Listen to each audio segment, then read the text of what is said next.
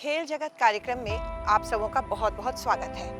आज की इस कड़ी में आइए आज हम आपको लिए चलते हैं बिरसा मुंडा आर्चरी सेंटर सिल्ली, और इस सेंटर ने कई राष्ट्रीय अंतर्राष्ट्रीय खिलाड़ी दिए हैं। तो आइए वहाँ की गतिविधियों से हम आपको रूबरू कराते हैं। चलिए चलते हैं सिल्ली स्थित बिरसा मुंडा आर्चरी सेंटर।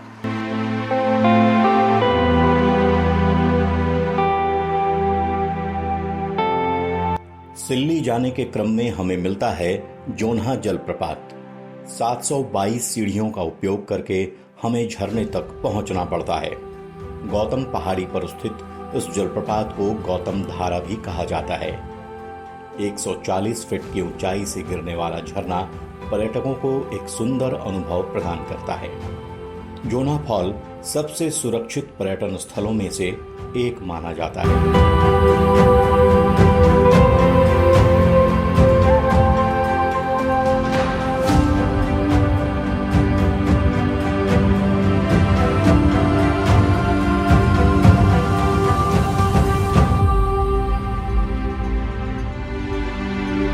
सिल्ली मुई को आर्थिक रूप से समृद्ध करता है वहां स्थित हिंडाल्को कंपनी।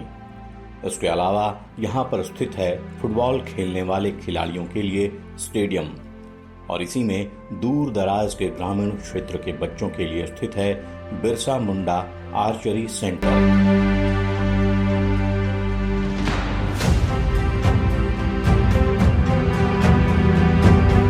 दोस्तों, हम आ पहुंचे हैं सिल्ली स्थित बिरसा मुंडा आर्चरी सेंटर, और यहाँ पर खिलाड़ियों के साथ साथ यहाँ प्रशिक्षकों से भी हम बात करेंगे। बिरसा मुंडा आर्चरी सेंटर की स्थापना पूर्व मुख्यमंत्री जो इस अकादमी के संरक्षक भी हैं, श्री सुदेश महतो जी ने यहाँ के प्रतिभावान तीरंदाज खिलाड़ियों की प्रतिभा को निखारने के लिए एक आधार दिया है, जिसकी अध्यक्ष श्रीमती नेहा महतो जी हैं, और इसमें प्रमुख कोच के रूप में श्री प्रकाश राम जी तीरंदाजी के गुर प्रतिभाशाली खिलाड़ियों को देने में प्रमुख भूमिका निभाते हैं। मैं आर्चरी कोच हूँ।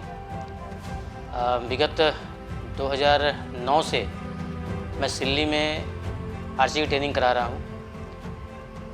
जिस समय आर्चरी का नामो निशान इस सिल्ली की माटी में नहीं था, तब से एक सोच यहाँ के तत्कालीन खेल मंत्री और अध्यक्ष श्रीमती नेहा महतो जी, सुदेश महतो जी के दिमाग में आया था कि कैसे इस सिल्ली में खेल का जो प्रचलन है उसको बढ़ाया जाए।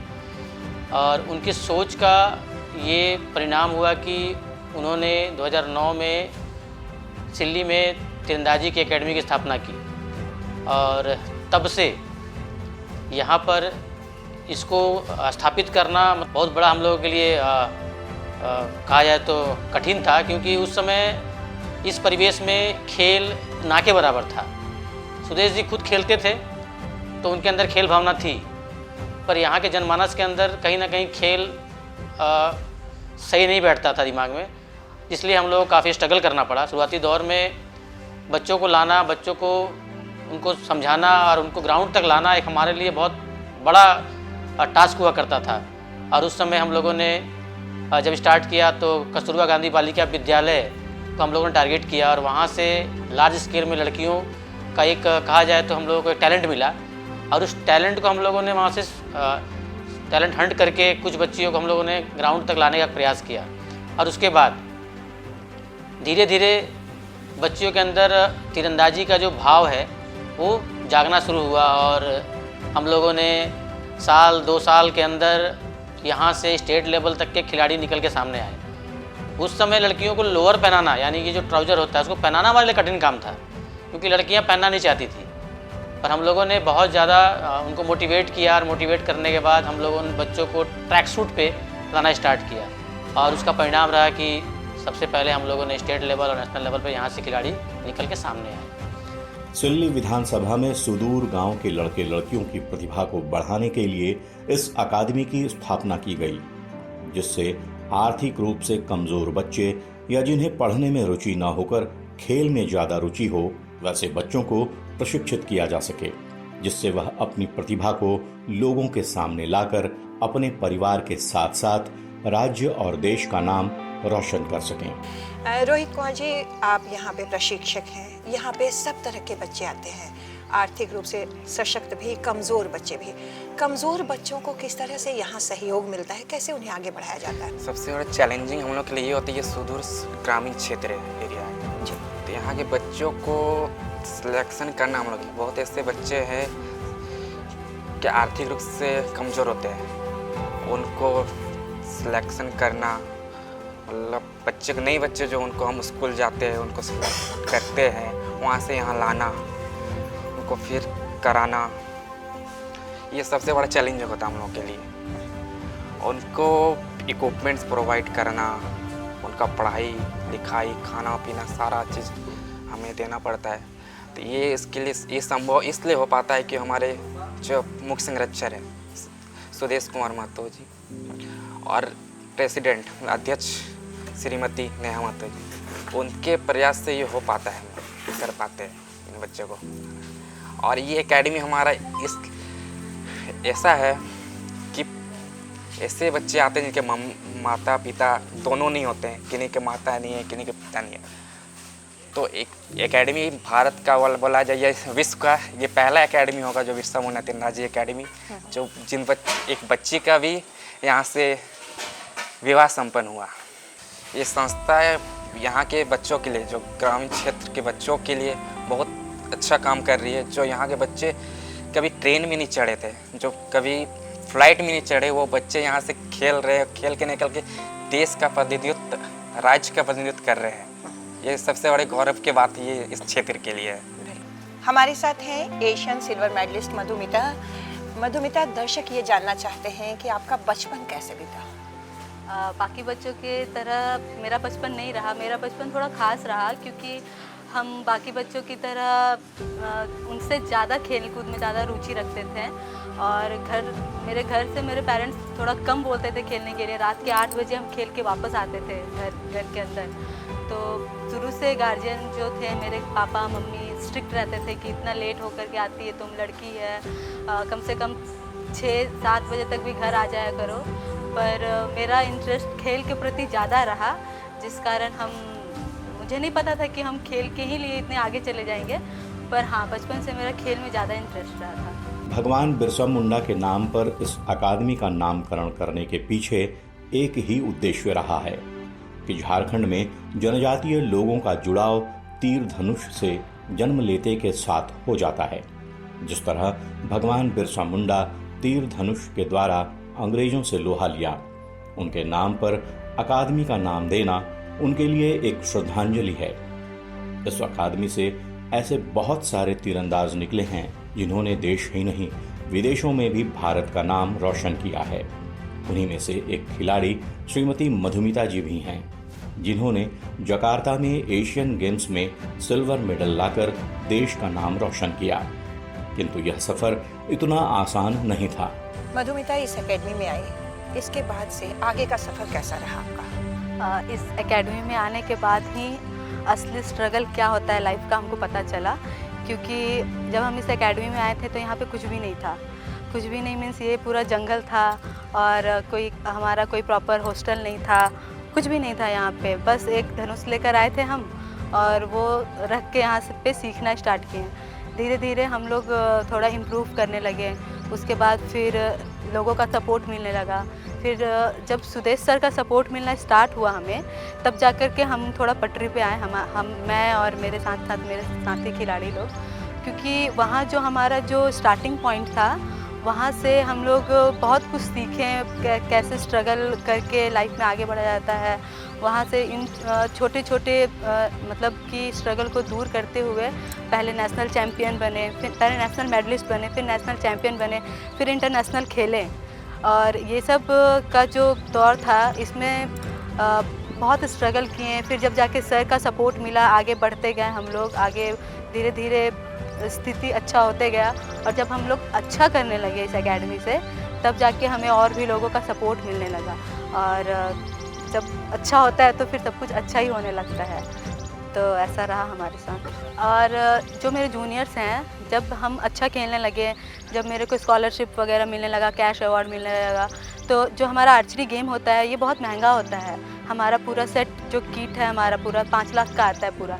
तो ये नॉर्मल परिवार कभी भी अफोर्ड नहीं कर सकता। तो जब हम थोड़ा सा अच्छा करने लगे, हमको थोड़ा अवार्ड वगैरह मिलने लगा, तो मेरा जो पुराना सामान होता था हम उन बच्चों को दे देते थे सीखने के लिए, ताकि वो उनसे प्रैक्टिस कर सकें और कंपटीशन के टाइम पे अच्छा करें। और उसके बाद जब वो पुरानी चीज़ों से प्रैक्टिस करते थे, फिर जब उनको नया सामान मिलता था तो उसमें बहुत अच्छा करते थे वो। तो ये सिलसिला चला आ रहा है, क्योंकि मुझे भी मेरे सीनियर्स से मिला और मैं अपने जो मेरे जूनियर्स हैं उनके लिए भी कोशिश रहता है कि हम सपोर्ट करें। आज के डेट में यहाँ पे बहुत ऐसे बच्चे हैं, बहुत सारे बच्चे हैं जो नेशनल चैम्पियन हैं, नेशनल मेडलिस्ट हैं, इंटरनेशनल प्लेयर्स हैं, इंटरनेशनल मेडलिस्ट हैं। तो एक दूसरे के सपोर्ट से हम लोग आगे बढ़ते हैं। आज पुरुषों से कंधा मिलाकर महिलाएं उनके साथ चल रही हैं। विभिन्न क्षेत्रों में महिलाओं की भागीदारी देखी जा सकती है, चाहे वह पुलिस सर्विस हो, दफ्तरों की काम की जिम्मेदारी हो या खेल का मैदान। झारखंड खिलाड़ियों का गढ़ रहा है। विशेषकर हॉकी व तीरंदाजी में यदि कोई खिलाड़ी, विशेषकर महिला खिलाड़ी, किसी भी क्षेत्र में आगे बढ़ती हैं तो उनके कंधे पर उस खेल में बेहतर करने के साथ साथ पारिवारिक जिम्मेदारियों की भी जवाबदारी होती है और श्रीमती मधुमिता इस जिम्मेदारी को बखूबी निभा रही हैं। शादी होने से पहले जैसे बाकी सब कोई सोचता है, वैसे हम भी बहुत सोचते थे कि कैसा फैमिली मिलेगा, सपोर्ट रहेगा मेरे लिए, मेरे को लेकर या नहीं रहेगा। तो बहुत डबल मीनिंग चलता था मेरे माइंड में। पर अब ऐसा है कि अगर शादी हो गया मेरा, तो जिस चीज़ का डर था उस चीज़ को हम पहले से ही शॉर्ट आउट करने की कोशिश करते थे कि क्योंकि मेरे को अपने ज़िंदगी से आर्चरी को तो कभी दूर करना नहीं है। तो हम बहुत खुशकिस्मत हैं कि मेरे को ऐसा परिवार मिला और मेरे हस्बैंड बहुत सपोर्टिव हैं और मेरी जो मम्मी हैं वो भी बहुत सपोर्ट करते हैं वो लोग, क्योंकि हम शादी होने के बाद भी यहीं पे रह के प्रैक्टिस करते हैं। वीकेंड्स में अगर गए तो गए और नहीं तो फिर वो लोग मेरे से ज़्यादा सपोर्ट करते हैं मेरे को कि आपको करना है, आपको करके दिखाना है। और मेरे ऊपर भी जिम्मेदारियाँ बढ़ गई हैं, क्योंकि पहले तो हम अपना एक फैमिली को लेकर प्राउड करवाते थे। अब मेरे साथ है कि हम अपने हस्बैंड और मेरी जो नया फैमिली है उनको लेकर के भी हम कुछ ऐसा प्राउड मोमेंट अपने लाइफ में लाएँ जिससे सब कोई मेरे ऊपर प्राउड करें। मैं ये बोलना चाहूँगी कि अगर हम खुद अपनी इच्छाओं को नहीं रखते हैं सामने, तो हमें कहीं से सपोर्ट नहीं मिल सकता है। हमें अपनी इच्छाओं को रखना होगा और हम कर सकते हैं, ये हमें करके दिखाना होगा, क्योंकि हमें सामने से सपोर्ट तभी मिलेगा जब हमारा इंटरेस्ट लेवल अच्छा दिखेगा। तो उस इंटरेस्ट को दिखाना है अपनी फैमिली में और उनके सपोर्ट से ही हम आगे बढ़ सकते हैं। अगर हम चाहेंगे, चाहे कोई भी महिला अगर चाहेगी कि हम विदाउट सपोर्ट आगे बढ़ सकते हैं, कर सकते हैं, तो नहीं। क्योंकि अगर फैमिली है नया तो उनके सपोर्ट से मुझे ऐसा लगता है कि एग्ज़ाम्पल में मेरी कॉम है कि जितना अच्छा उनका परफॉर्मेंस शादी से पहले नहीं रहा, उतना अच्छा शादी के बाद रहा। तो हम अच्छा कर सकते हैं, कोई भी महिलाएं अच्छा कर सकती हैं, बस सपोर्ट रहे हस्बैंड का और उनके फैमिली का। कहते हैं विजेता वही होता है जो विपरीत हालात में खुद को साबित करता है। मन की पीड़ा और हृदय की वेदना को दिल में दबाकर लक्ष्य पर निशाना साधना ही एक विजेता की पहचान होती है। झारखंड की राष्ट्रीय तीरंदाज मधुमिता कुमारी ने अंतर्द्वंद की इस लड़ाई में एक बड़ी विजय हासिल कर खुद को साबित करते हुए दूसरों के लिए प्रेरणा स्रोत बनी हैं। उनके पिता के मौत के 4 दिन बाद ही मधुमिता को रेलवे की ओर से जम्मू में सीनियर नेशनल आर्चरी चैंपियनशिप में भाग लेना था। उनके पिता अक्सर कहते थे कि उनका अंतिम संस्कार गंगा के किनारे किया जाए। ऐसे में पिता का अंतिम संस्कार करने के बाद मधुमिता पटना से ही प्रतियोगिता में भाग लेने के लिए जम्मू चली गईं।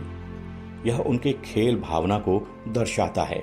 एशियन गेम्स मेरे लिए बहुत बड़ा गेम था, क्योंकि जो हम इवेंट करते हैं कंपाउंड आर्चरी, उसका सबसे बड़ा कंपटीशन अगर है तो वो एशियन गेम्स ही है। तो मेरे साथ क्या हुआ कि हम एशियन गेम्स खेलने से पहले 12 इंटरनेशनल खेल चुके थे, पर किसी में मेरा मेडल नहीं था। और कभी किसी में ब्रॉन्ज मेडल से हार गए, तो कभी किसी में क्वार्टर फाइनल में जाके हार गए। तो मतलब कि इतने सारे टूर्नामेंट्स में इंटरनेशनल लेवल पर जाके हारने के बाद मेरा थोड़ा मनोबल डाउन हो गया था कि पता नहीं आगे कर पाएंगे कुछ अच्छा या नहीं कर पाएंगे। और मेरे लाइफ का और मेरे ये का सबसे बड़ा गेम था, मेरे पूरे करियर का सबसे बड़ा गेम था। तो उसमें मेडल लेना मेरे लिए बिल्कुल सपने जैसा था। तो जैसे जैसे हम उसके करीब आ रहे थे वैसे वैसे मेरा जो अपने ऊपर जो विश्वास था वो बढ़ते जा रहा था और एक अलग ही फीलिंग था, वो बता नहीं पाते हैं हम, क्योंकि वो जो फीलिंग था मेरे साथ वो बिल्कुल अलग था।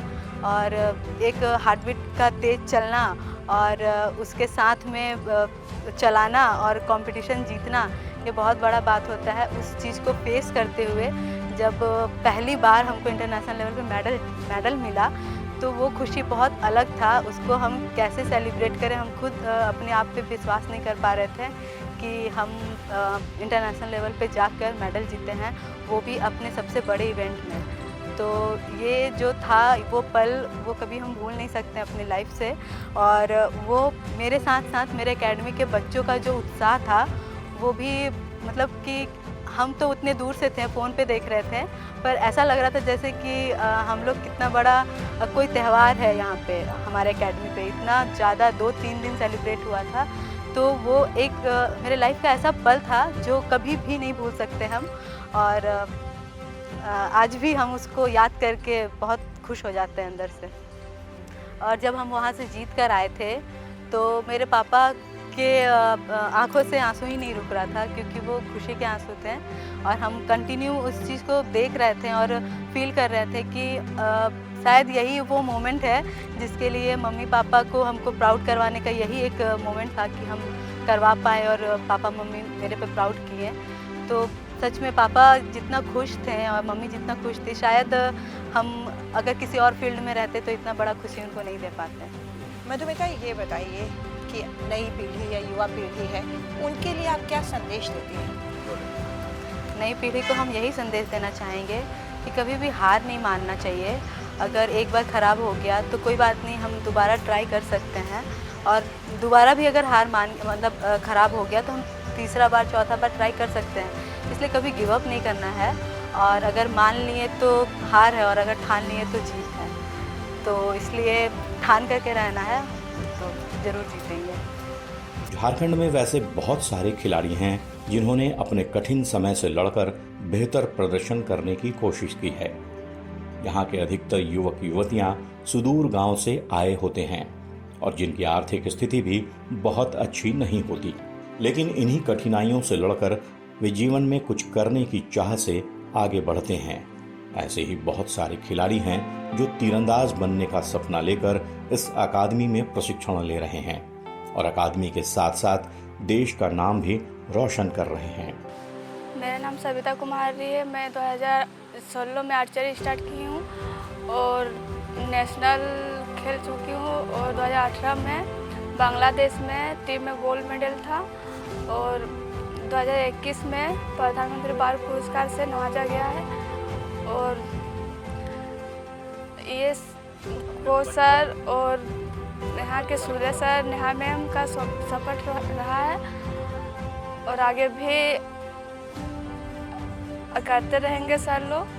मैं 2014 में कस्तूरबा गांधी बालिका विद्यालय सोनाहातू में पढ़ाई कर रही थी। तब सर लोग सिलेक्शन करने के लिए गए हुए थे और वहीं से हमको सिलेक्शन करके यहाँ पे लाए थे। और बचपन में मुझे बहुत इंटरेस्ट था कि हमको आर्चरी, पहले तो पता नहीं था कि आर्चरी होता क्या है। जब हम कस्तूरबा आए तो पूरा पता चला कि आर्चरी भी एक गेम है। तो फिर यहाँ पे देखें, फिर सीखे तो इंटरेस्ट और ज़्यादा बढ़ने लगा। घर में पापा मम्मी और भैया हैं और हम पापा मम्मी बहुत सपोर्ट करते हैं कि अच्छा से खेलो बोल करके। फिर उन लोग का भी सपोर्ट रहा है।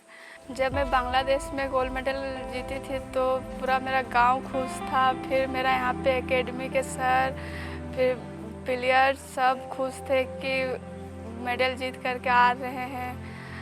तो मुझे भी बहुत खुशी हुआ कि आगे और देश के लिए मेडल दे सकते हैं।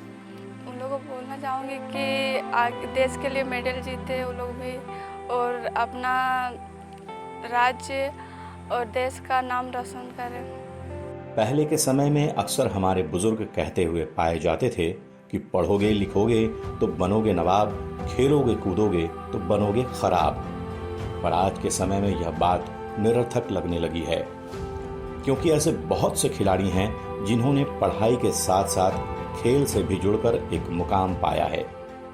हमारे जीवन में विशेषकर बच्चों को खेल से जोड़ना बहुत ही आवश्यक है, क्योंकि शारीरिक क्षमता को बढ़ाने के साथ साथ हमें स्वस्थ भी खेल ही रखता है। खेल हमें हमारे जीवन में अनुशासन सिखाता है, उसके साथ साथ हमारे दिमाग को भी सतर्क रखता है। और मेरा जन्म 2005 लोहरदगा डिस्ट्रिक्ट में हुआ है। जब मेरा जन्म हुआ उसके बाद मुझे 5 साल घर में ही रहना पड़ा, और जो भी स्कूली वहाँ पे बचपन में जो होता है उतना तो याद नहीं है। उसके बाद जब 5 साल रहने के बाद 2010 हुआ तो उसके बाद मुझे कैम्ब्रिज में डाल दिया गया सुदेश सर के सहयोग से। उसके बाद वहाँ 5 साल 2010 से 2015 तक रहा मैं, जहाँ उसके बाद मुझे लगा कि मुझसे पढ़ाई वैसा नहीं हो पा रहा है, खेल पे ज़्यादा इंटरेस्ट था। तो सुदेश सर के आवास गया मेरे मम्मी पापा के साथ। तो सुदेश सर बोले कि मेरा एक एकेडमी है बिरसा मुंडा आर्चरी एकेडमी, उस पर ज्वाइन कर लो, देखो आगे और अच्छा होगा। आज भी इस आधुनिक युग में ऐसे बहुत सारे क्षेत्र हैं जहां लड़कियों के जन्म के साथ ही उनकी शादी की चिंता माँ बाप को सताने लगती है, और घर के बड़े बुजुर्ग लड़कियों को उसी तरह तैयार करते हैं ताकि वह घर के कामकाज में कुशल हो सके, जिससे ससुराल में किसी तरह की कठिनाई ना आए। परंतु आज ऐसे बहुत सुदूर गांव हैं जहां की लड़कियां आगे बढ़कर खेल कूद से जुड़ रही हैं और माँ पिताजी का नाम रोशन कर रही हैं। मेरा नाम सुरभि पाल है और मैं यहीं सिल्ली की रहने वाली हूँ, और मैं 2018 से यहाँ प्रैक्टिस कर रही हूँ। मैंने नेशनल्स भी खेले हैं और नेशनल्स में मेडल भी है मेरे। और एक लड़की होने के बावजूद मतलब आर्चरी ऐसे स्पोर्ट्स ही कोई भी स्पोर्ट्स करना थोड़ा मुश्किल होता है, क्योंकि बहुत सारे इंसान जज करते हैं कि हाँ लड़की है, कितना खेल लेगी, क्या कर लेगी। लेकिन फिर भी मेरे पेरेंट्स, मेरे कोच सब इतने ज़्यादा हेल्पफुल है, सब इतने सपोर्ट करते हैं, उस हिसाब से बहुत अच्छा करते हैं। बहुत अच्छा लगता है कि पेरेंट्स भी सपोर्टिव है, और मेरे पापा भी खुद स्पोर्ट्स मैन हैं, वो एथलेटिक्स खेलते थे, उसके बाद फिर वो अभी उसी से जॉब में है वो स्कूल पे, तो उससे बहुत ज़्यादा। और पापा इतने सपोर्टिव है कि वही मेरे को यहाँ लेके आए थे कि तुम करो कुछ स्पोर्ट्स में। मेरे को वैसे इतना इंटरेस्ट नहीं था, मैं छोटी थी तब इतना इंटरेस्ट नहीं था, तो फिर पापा बोले कि नहीं कुछ करो, कुछ स्पोर्ट्स में जाओ। तो फिर पापा बोले कि आर्चरी करो। फिर मैं यहाँ आई, उसके बाद फिर सर लोगों के इतने स्पोर्ट्स के वजह से मुझे बहुत अच्छा लगा कि मैं जो भी हूँ, जो भी खेल रही हूँ अच्छा लगता है, और आगे और अच्छा करने की कोशिश करूँगी। देश के लिए मेडल लेके आऊँगी, खुद का अच्छा करूँगी, बेस्ट करूँगी। हमारे साथ है इस सेंटर के प्रशिक्षक हैं शिशिर महतो जी। शिशिर महतो जी, यहाँ बहुत बच्चे देख रहे हैं, किस तरीके से इन बच्चों को नर्चर कर रहे हैं, कैसे आगे बढ़ा रहे हैं? सबसे पहले हम लोग जितने भी आसपास के स्कूल हैं वहाँ जाते हैं, और या फिर क्लब या गांव में जाके पहले बच्चों को कलेक्ट करते हैं, जिसमें आर्चरी करने का हुनर हो, जिसमें हम उसका बॉडी पोस्चर को हम लोग देखते हैं। उसके बाद फिर बुला के एक जगह हम लोग एक ट्रायल कराते हैं। फिर ट्रायल के दौरान बच्चों को सिलेक्टेड करते हैं, फिर हम लोग उसका आगे का प्रशिक्षण के लिए हम लोग उसको स्टार्ट करते हैं। कितना वक्त लगता है, कितनी मेहनत लगती है बच्चों को तैयार करने में? पहले तो स्टार्टिंग आते हैं तो जैसे अगर 40 बच्चे लाए हैं तो 20 बच्चे कुछ ये बहाना करके चले जाते हैं। कुछ जो टिक जाते हैं वो उनके साथ फिर हम लोग पूरे 8 घंटा का हमारा वर्क होता है स्ट्रेचिंग शेड्यूल में। और उसके बाद फिर हम लोग सुबह 5 बजे लाइनअप कराते हैं बच्चों को, फिर उनके साथ फिजिकल फिटनेस को रिलेटेड हम लोग प्रैक्टिस कराते हैं। उसके बाद फिर जो 9 बजे से 8:30-9 बजे से फिर हम लोग स्किल का ट्रेनिंग कराते हैं 11:30 बजे तक। उसके बाद फिर रेस्ट करते हैं बच्चे, फिर 3 बजे से लेके 6 बजे तक का स्किल ट्रेनिंग होता है, और अल्टरनेट जो डे होता है जिसमें हम लोग नाइट प्रैक्टिस वगैरह कराते हैं यहाँ पे। खेलो इंडिया का कितना फ़ायदा इस सेंटर को मिल रहा है? हाँ, उसमें एक जो हम लोग का एक बैकबोन बोलते हैं, जैसे बच्चों को एक आर्चरी का इक्विपमेंट बहुत महंगे आते हैं, तो जिससे जो बच्चे खेलो इंडिया स्कीम में आते हैं तो उनके द्वारा भारत सरकार से भी हमें सपोर्ट मिलता है। उसका सालाना 8 लाख रुपया उनके पीछे खर्चा होता है, तो जिसमें डाइट से रिलेटेड कोचिंग से रिलेटेड और इक्विपमेंट से रिलेटेड या फिर कोई भी टूर्नामेंट, डोमेस्टिक टूर्नामेंट जो जाते हैं बच्चे, उनका आने जाने का भी ये भारत सरकार द्वारा संचालित है। तो इससे हमें बहुत बेनिफिट मिलते हैं बच्चों को भी, और एक बच्चे को भी लगता है कि मुझे कुछ सपोर्ट मिल रहा है, जिससे वो आगे और बेहतर करते हैं बच्चे। यहाँ के बच्चों को किस तरह से आप तैयार करते हैं? प्रशिक्षक की भूमिका तो बहुत ही महत्वपूर्ण है, क्योंकि जब कोई ढांचा हमारे पास आता है तो उसको तराशने के लिए हम लोग बहुत से अपने मेंटलिटी और उसके मेंटलिटी के साथ आपस में मिल के हम लोग काम करते हैं। जैसे एक मूर्तिकार को मूर्ति बनाने के लिए छेनी से उसको एक रूप देते हैं, उसी तरह हम बच्चों के साथ भी 24 घंटा उनके साथ रह के उसके हर प्रॉब्लम को सॉर्ट आउट करते हुए फिर हम लोग उनको एक सपना दिखाते हैं, और सपनों के साथ चलने के लिए हम लोग उन्हें प्रेरित करते हैं बच्चों को। यहाँ इस अकादमी में जूनियर लेवल एवं सीनियर खिलाड़ी को अलग अलग तरीकों से प्रशिक्षित किया जाता है। उसके लिए इन्हें रोज तीरंदाजी से संबंधित व्यायाम भी करवाया जाता है, जिससे यह एक सफल तीरंदाज बन सकें। यहाँ पर प्रशिक्षण प्राप्त कर रहे खिलाड़ियों की मेहनत देखी जा सकती है। अलग अलग प्रतियोगिताओं में इन खिलाड़ियों की भागीदारी करवाई जाती है, जैसे खेलो इंडिया, राष्ट्रीय खेल, अंतर्राष्ट्रीय खेल। विभिन्न खेलों में योग्यता के अनुसार खिलाड़ी भाग लेते हैं। मैं 2020 में स्टार्ट की थी आर्चरी, और मैं भैया आर्चरी करते थे, उनको देख के मैं आई थी करने। पहले नहीं जानती थी कि आर्चरी क्या होता है, फिर आते आते फिर जान गई कि क्या होता है, क्या करेंगे, करते करते फिर मैंने आर्चरी 2022 में स्टार्ट किया था, और मैं अभी तक एक स्टेट खेल चुका हूँ, और मैंने एक गोल्ड मेडल और एक सिल्वर मेडल जीता है। मैं एक इंटरनेशनल प्लेयर बनना चाहता हूँ, और मैं नेशनल मेडलिस्ट हूँ। और मैं आर्चरी 2015 से स्टार्ट की थी, जब मैं 10 साल की थी। मुझे आर्चरी के बारे में पता नहीं था वैसे होता क्या है, इसमें किया क्या जाता है। मेरे भैया भी आर्चरी करते थे, तो मैंने एक दिन मेरे भैया से बोला कि मुझे आर्चरी करना है, मुझे भी खेलना है। तो मुझे मेरे भैया ने यहाँ लाया और सर लोगों से मिलाया, और तब उस दिन से मेरा ट्रेनिंग स्टार्ट हुआ। और फिर धीरे धीरे मुझे इंटरेस्ट लगा आर्चरी में। फिर 6 महीना तक तो मैं बेसिक चीज़ की, फिर मुझे एक बो मिला जिससे मुझे ड्रॉ करना था, मुझे बॉडी पोस्चर अच्छा करना था उससे। और उसी टाइम से मेरा नेशनल में सिलेक्शन 2016 में स्टार्ट हुआ। जब मैं नेशनल खेलने गई, वहाँ भी मैंने बहुत अच्छा प्रदर्शन किया था।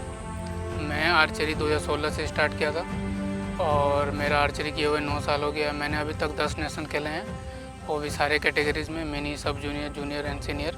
मैंने हाल ही में अभी फरवरी में हुआ जूनियर नेशनल में मैंने गोल्ड मेडल जीता था। मेरा आर्चरी का शुरुआत स्कूल से हुआ था। सर ने मुझे स्कूल से अप्रोच किया था कि आप आके आर्चरी ज्वाइन करें, तो मैंने आर्चरी ज्वाइन किया। बिरसा मुंडा आर्चरी अकादमी से प्रशिक्षित खिलाड़ियों ने राष्ट्रीय व अंतर्राष्ट्रीय स्तर पर विभिन्न प्रतियोगिताओं में देश का नाम रोशन किया है, और खेल के द्वारा विभिन्न राज्यों के सरकार द्वारा उन्हें नौकरी प्राप्त हुई है, जो युवा खिलाड़ियों के लिए खेल के जरिए रोजगार प्राप्त करने की प्रेरणा भी देता है। हम लोग एकेडमी ने, क्योंकि परिस्थितियाँ हमारे लिए विपरीत थी, और विपरीत परिस्थितियों में अपने आप को स्थापित करना था, और हमारे सर भी कहते हैं कि टैलेंट तो अभाव में ही होता है। और हम लोगों ने उनके कहे हुए कथन को लेकर चले, और हम लोगों ने इस अभाव के साथ हम लोगों ने मेहनत किया, काफ़ी मेहनत किया, जी तोड़ मेहनत किया। उसका नतीजा रहा कि इसी एकेडमी की सविता कुमारी ने प्रधानमंत्री बाल पुरस्कार के लिए चयनित हुई, और ये चयनित इसलिए हुई क्योंकि वो सैफ चैंपियनशिप बांग्लादेश ढाका में गई थी खेलने के लिए, और जिस समय वो ढाका में स्वर्ण पदक जीत रही थी, उसी समय उन्हीं के गांव में एक डायन बिसाई प्रकरण भी उसी समय हुआ था, जब वो मेडल जीती। और एक तरफ फ्रंट मुख्य पेज पर अखबार के एक तरफ सविता कुमारी को दर्शाया गया था, और उसी के बेस्ट बगल में वो डायन बिसाई प्रकरण भी दर्शाया गया था। इसको देखते ही दिल्ली खबर दिल्ली तक गई, और वहाँ से जाके प्रधानमंत्री बाल पुरस्कार के लिए सविता कुमारी चयनित किया गया, और उसे प्रधानमंत्री बाल पुरस्कार से नवाजा गया। हम लोगों के लिए गर्व का विषय था वो दिन, आज भी हम लोग नहीं भूलते हैं, जब भारत के लिए खेलती हुई मधुमिता कुमारी जब सेलेक्ट हुई एशियन गेम्स के लिए, और जब एशियन गेम सेलेक्ट हुई, हम लोग के एक जहन में एक बात आया कि ये शायद हो सकता है कि ये खिलाड़ी हम लोग के राज्य के लिए एक बड़ा पदक जीत के आएगी। और हुआ वैसा ही कि जब भारत के लिए सबसे पहले सिल्वर मेडल जीतने वाली कोई खिलाड़ी बनी तो मधुमिता कुमारी बनी, जब वो जकार्ता में जाकर देश का झंडा बुलंद की और वहाँ पर सिल्वर मेडल जीती। खेल जगत के आज के इस अंक में बस इतना ही। हम अपने अगले अंक में नए नए खेल, नई नई शख्सियतों से आपकी मुलाकात करवाते रहेंगे। आज के लिए बस इतना ही। धन्यवाद।